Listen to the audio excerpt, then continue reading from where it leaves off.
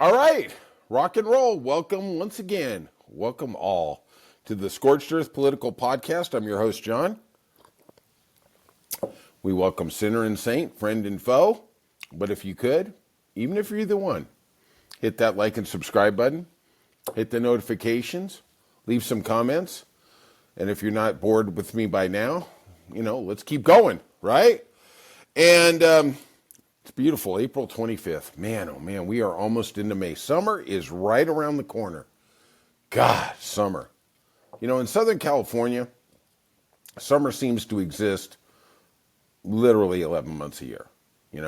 I hear people telling me, wow, I can't wait for winter to be over. And I'm like, what? You got tired of those 3 days that were 65? Got a little old on you? All right. For all those who are new, what we start out doing is we talk about a little life stuff, and then we kind of get into the news, just whet the appetite. This is like, the dinner salad or soup before your meal, right? We're just trying to get you going. And I'm a fan of sports, huge fan of sports, and maybe too much. That's probably why I'm single. And tonight we had last night, I guess, you're going to be seeing this on Friday. One of the big things is now the NFL draft. And you have a sports problem when you are fixated on not actually action on a floor or a stadium, but you're watching kids in funky suits get drafted and get millions of dollars, and you're excited. Like, really, at some point, we just got to pull it back, right? And I have a lot of empathy for the sports widows, sports girlfriends, whatever, who their man or just their significant other, doesn't necessarily have to be a man, goes off and just gets into that sports cave. And the NFL draft is really the perfect embodiment of it. And I watched a little of it. I actually watched a little more than a little. And I got a real beef here. I know. Gee, John, I can't believe you're angry on Scorched Earth. What a shock. Let's call the New York Times. Yes, please do. Give them my URL too. And I am so tired of this narrative that sports creates. They want to build a backstory. And everybody out there who's great is just this pillar of the community. He's a great guy. And in his spare time, he's going through the process to become a Catholic saint, And we are looking at these kids, and I'm happy for the kids, right? I mean, there's so few. There's only a little over 200 will get drafted every year. Probably 130 of those will actually make the team that drafted them. Most of them, I think it's 75% of the players drafted will be out of the league in 3 years or less. And it's, but I'm happy for the kids. It's their moment. They get to be the star. They get to have people, the cameras look at them. They get to wear the real cool clothes. I know you're saying, John, you could have been a draft pick because you have the clothes. I'm like, yeah, hey, look. Yeah. Yowza. And the kid gets drafted. Family's happy. He walks up, everything. And then I hear the same damn thing every effing time. Let's go through a little interview. Oh, hey, Cam. Tell us, how you feeling? Oh, I'm so happy. Everything's cool. It's just this moment I've been working my whole life for.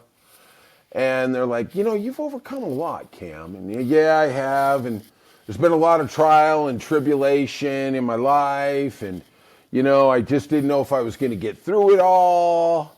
And somehow I did. I survived and was just working hard and nobody believed in me. And literally, Cam's already got this one planned out, right? So Cam goes on for about another 30 seconds, right? What we don't realize is Cam is 21. Like, all these guys, and they are huge men. Let us not make a mistake about it. They are physical specimens on physical specimens. But they're all 21, 20, 21, and 22. Exactly what turmoil have they been through in their life? Like somebody didn't like their social post? Hello? The teacher gave him a D in homeroom? Oh. I mean, really, what have they overcome? Did they ever get evicted? No. Did they ever get behind on bills? No. I mean, come on. Really, what have you been through? And then, then they cut to the booth, and the 5 talking heads there all say, oh, yeah, he's really overcome a lot. And I'm like, damn, the guy's 20. Like, what is this? We're trying to make this guy like he's Rocky. Like he's been living on the streets for 20 years, Oh, okay. Yeah. Oh, man. And now, through the grace of the Almighty, oh, yeah, God blessed you. Yeah, God did bless you. Yeah, he sure did. But now you're going to sign a contract that looks like a phone number. Hey, man, I'm cool with it.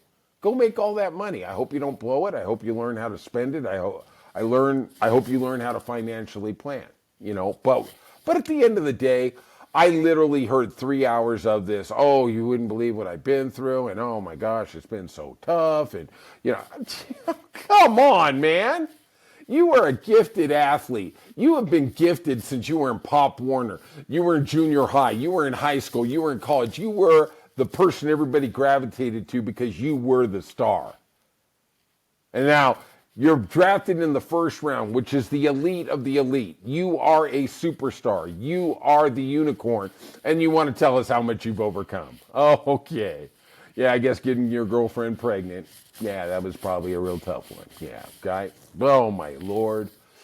And then they just keep going. All right. Enough of my rant. I watched 3 hours of that, and I literally just go, man, I can't believe I made it this long. And I didn't have 7 figures rolling in the bank. Wow, gee. John, how did you not commit suicide? Not sure. Maybe I still will. Don't worry, there's still time. If you don't hit like and subscribe, I might. No. I'm good. So let's start out with the news. We're taking no prisoners, telling no lies, and it's a Friday, so we're going to burn it all down. President Trump pulls another dick move. His policy of going after the opposition of anybody he doesn't like is just so petty. It is literally like grade school. I mean, this guy would never be a first-round draft pick. He would literally be like the last guy in the draft. But, man, this dude is just a petty human being. I mean, really.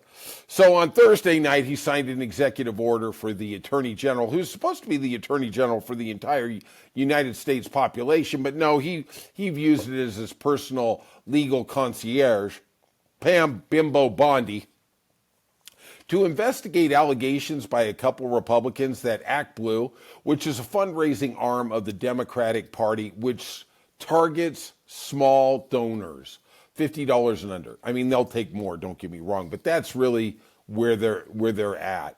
And they have been so successful, they have actually been able to almost level the playing field with the billionaires and the huge Fortune 500 companies and oil companies that typically give to Republicans, and they give generously. Right? Elon Musk gave $500 million to Donald Trump. That we know of. They don't have to because Citizens United, they don't have to tell you how much they give, but it is what it is. So now Pam Bondi is going to investigate Act Blue because the problem with Act Blue is it was actually successful. It was so successful, the Republican dumpster fire that is their small person donation fund, which they don't really have any because anybody with a little money isn't going to give to the Republicans. I'd hope not. It's called WinRed. It's been a spectacular failure. Get this. Trump didn't have her investigate the Republican wing of this same thing. Wow. Huh. That's weird. I'm going to have to get into that. God dang. I mean, what a petty little bitch he is. It's just unbelievable. All right. Let's talk about the Ukraine war. We had some very disturbing developments. His 100th day is coming up next week. It's 93 days yesterday. Donald Trump is getting frustrated with his efforts to broker a peace deal. And make no mistake, all he wants What he is after is the Nobel Peace Prize. He wants to get one like Barack Obama did. He sees this as his way to get it done. We haven't heard nothing about Israel and Gaza. That's all gone. Don't worry about it. He's focused right now on Russia, Ukraine, and he is telling his advisors privately, he is getting very disturbed by the lack of progress going on, right? And he also told me he thought it's more difficult than he anticipated. Yeah, on the campaign trail, he said he was going to get it done in 24 hours. Didn't get it done in 24 days, 48 days, 72 days. Oh, wow, keep going. Maybe put a couple zeros behind that. On Thursday, the agitation boiled over as Russia launched its worst assault on Kyiv, that's the capital of Ukraine, since last summer, killing at least 12 people. I saw the devastation. I was going to put it on here, but it's a little too horrific. They're trying to get a ceasefire. Obviously, we have a lot of impediments to go to it. Trump tweeted, he didn't tweet. He was in the Oval Office with the Prime Minister of Norway, and he said, I didn't like last night. Yeah, well, the 12 people in Kyiv really didn't like it. I wasn't happy with it, and we're in the midst of talking peace, and missiles were fired. I'm not happy with it. Wow. Wow, you really came down hard on Putin. Oh, man, I bet you he couldn't sleep for at least 3-4 seconds. It was a rare moment of criticism that he directed at Putin, which he typically doesn't do. It shined a light on the rising sense of exasperation inside this administration that they can't get a deal done. Now, this is the best part. It seems like Trump can't get over the fact that Zelensky and Putin really do hate each other. Wow. Russians hating each other in a war. I can't believe they hate each other. Wow. Just imagine it's how you and Hillary feel about each other. Just magnify it by like 1,000 times. That's pretty much where these two cats are, right? So Trump in the White House says it takes two to tango. You have to have Ukraine want to make a deal too. Okay? Moscow, he said, has already made a substantial concession by, wait for it, not agreeing not to take the whole country. Wow, that's a hell of a concession. Exactly why would we give up? There's the two things that Ukraine is not going to budge on. Okay? Number one, they are not going to recognize Crimea, like we talked about yesterday. Crimea was basically invaded and occupied and taken ownership of by Russia. Crimea was Ukraine. And 2014, and hey, that's the end of the story, right? Well, then that wasn't enough for Russia, so in 2021 they decided to go back for the big bad boy in Ukraine. They invaded, right? They also want to keep all the land that they currently occupy. Well, how is that going to work for Ukraine? How does Zelensky sell that to his people? How does he go to his people and say, you've lost your brothers and sisters, mothers and dads, kids, uncles, aunts, and I'm just going to call it, I'm going to let them keep that land. And what about the Ukrainian people who live in that land? Now they're under Russian control?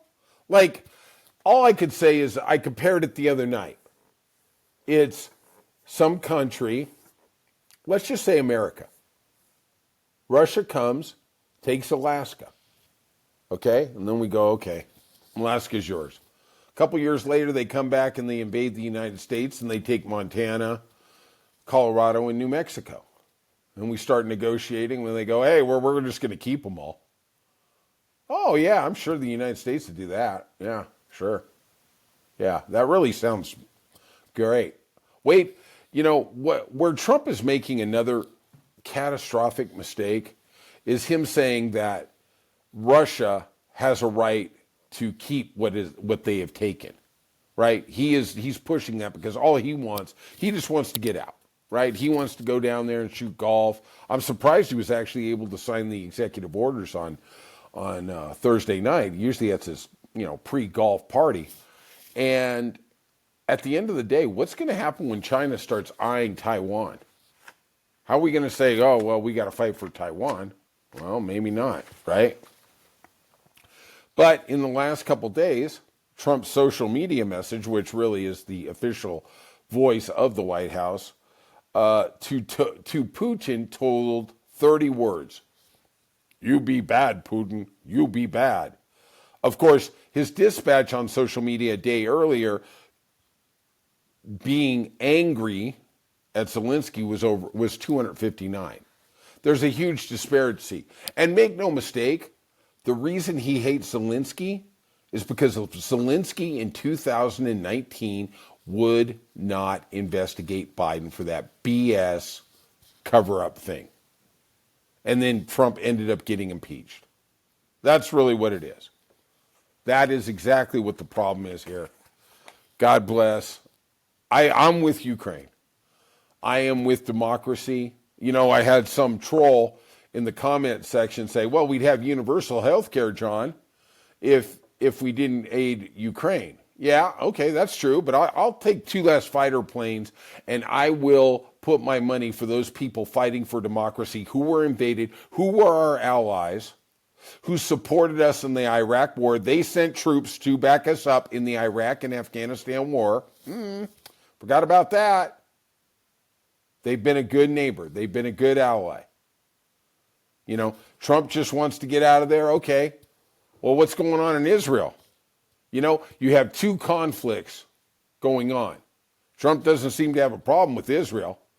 Never hear him say Israel's got to pay back that money. Never brings Netanyahu into the White House and says, okay, end that war. No, it's just Zelensky, the guy getting beat up by Russia. And make no mistake, I say that a lot, don't I? Russia is destroyed. They are destroyed. Militarily, they are gutted. They are a done puppy. They're walking right now. They got a little sea legs, but it's over. And their economy is wrecked. You may not see it now, but in 2 or 3 years, you are going to see. And that actually is going to be the legacy of the great Joe Biden, is that he destroyed Russia. Reagan, he put them in their place in the 80s. Biden destroyed them by supplying money and aid and arms to Ukraine.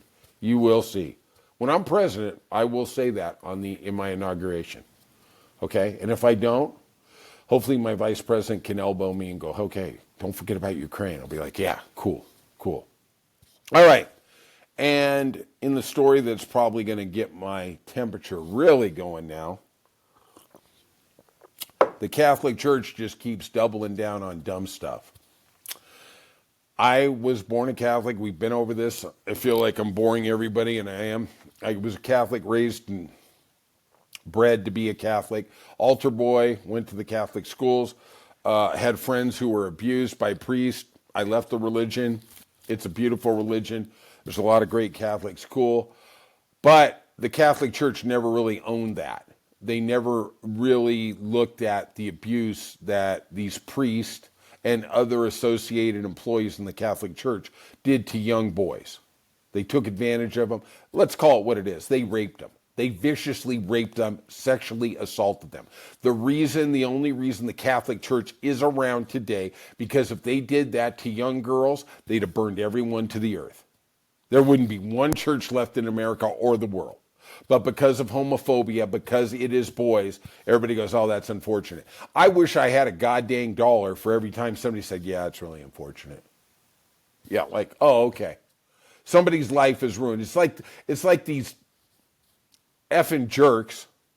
I'm trying to be good, Stacy. I'm trying to be good here. Who say, oh, yeah, the woman was raped, but, she can get over it. Like, what world are you living in, man? It's insane. It's an act of violence. Oh, yeah, okay. Somebody who doesn't have to deal with it is telling somebody, just get over it. Just tough it out. You know what? F you, and then when I get done with that F you, let's back it up with another F you. Okay? I can't wait till we're successful. I can't wait till we're the biggest podcast in the world so I can actually say that word frequently. Of course, then I won't be the biggest podcast, but I don't care. Don't tell super producer Stacy that, okay? Thanks. So the Cardinal from Los Angeles, Roger, I call him Phony Baloney Mahoney, he's still alive. He was kicked out of the LA diocese, basically. It was an administrative thing, but he was given the heave-ho because he did cover up the abuse that happened in the Los Angeles diocese for over 25 years. He actually, when I was an altar boy, he came out to a church I was at. He had a helicopter. Yeah, he had a helicopter. Not a lot of cardinals have helicopters, but he did. I think actually then he was a bishop. Yeah, he had a helicopter. Sure was a man of the people, tell you that. So he is now one of 7 cardinals who is going to close the casket of Pope Francis, who lies in state. That's going to happen 8 o'clock on Friday night. It's a big honor. It's last people who will actually see the Pope. They seal him up from his earthly state, and they put him to rest. Okay, the funeral will be later, but that's the last time the sun on this beautiful earth will touch his skin. He's going to be one of the 7. I so want to lose my shit. I do. That they are going to have this man who covered up sexual abuse in the Los Angeles diocese for 25 years be on the world stage and close up the coffin for the Pope. Tens of millions of people are going to see this man act dignified when he is nothing but an enabler for sexual predators. It's what this guy is. This guy ain't a human. And I'm not here to pass adjudication on someone's soul. I don't know. I don't want to know. But I'm going to tell you something. And I mean this with every fiber of my being. I don't know if there's another place. I don't know. I'm more spiritual than religious. But if there's a heaven and if there's a hell, you can send me to the exact opposite place that this prick ends up. That's what I got to say. Wherever he ends up, I don't care. I want to go to the other place because I don't want to be around this cat. This cat is a horrible human being. He may be in his little garden in Rome, praying the rosary, giving confession, doing whatever he's doing in his gilded life, but he betrayed his church. Enough said. In 2013, Cardinal Mahoney was stripped of his administrative and public duties by his successor, Jose Gomez, after confidential church files showed the cardinal worked behind the scenes to shield accused priests and protect the church from scandal in the 80s and 90s. Wow. 6 years before he was relieved, the Archdiocese made a $415 million payout to alleged victims of abuse, the largest abuse payout on record. $415 million. I remember when the scandal first started coming out, a lot of people protected the church. A lot of people, including priests and cardinals. And I'm not going to say Mahoney did this, but I remember seeing a lot of priests go on record as saying, well, there's a lot of people trying to get an easy paycheck. Yeah. Like I said, I hope I'm in the opposite place of them. The payout, which was a huge settlement between the church and these 500 alleged victims of abuse carried out by more than, wait for it, 220 priests, teachers, and other church employees in the Los Angeles diocese over multiple decades. Let that sink in. 220 people employed by the church were abusing kids. And these are just the ones we know of. Yeah. Heavenly Father, yeah. In 1986, Mahoney, the cardinal then, wrote to a New Mexico treatment center where Monsignor Peter Garcia, an abusive priest, had been set, saying, I believe that if Monsignor Garcia were to reappear here in Los Angeles within the Archdiocese, we might very well have some type of legal action filed in both the criminal and civil sectors. They redeployed him to New Mexico so that could be his new hunting ground. This is the guy closing up the tomb, up the coffin for the Pope. This guy. Of course, Monsignor Peter Garcia, like many others who were accused, no criminal prosecution was ever brought against this gentleman. He died in 2009. Very few priests or personnel from the Catholic Church were ever prosecuted because of statute of limitations, the reluctance of civil authorities and district attorneys to prosecute a priest, which of course is incredibly difficult. Juries do not want to convict a priest. It's a very solemn figure. It's a respected figure. I'm just going to leave this podcast with this final word from Father Patrick Briscoe, the editor of our Sunday Visitor magazine, very, very influential Catholic magazine. For many of the faithful, especially those who have carried the wounds of the abuse crisis, seeing Cardinal Mahoney in such a role is deeply unsettling. It risks sending the message that the Church has not fully grasped the gravity of its failures and the need for continued reform and healing. Amen. Amen. All right, that's it today for Scorched Earth. I just want to tell you, I love you all. I hope you have a really fantastic weekend. Of course, we still have content that comes out on the weekend, so come back. Come back as often as you like. Hit that like and subscribe button. And we will see you soon. Peace out.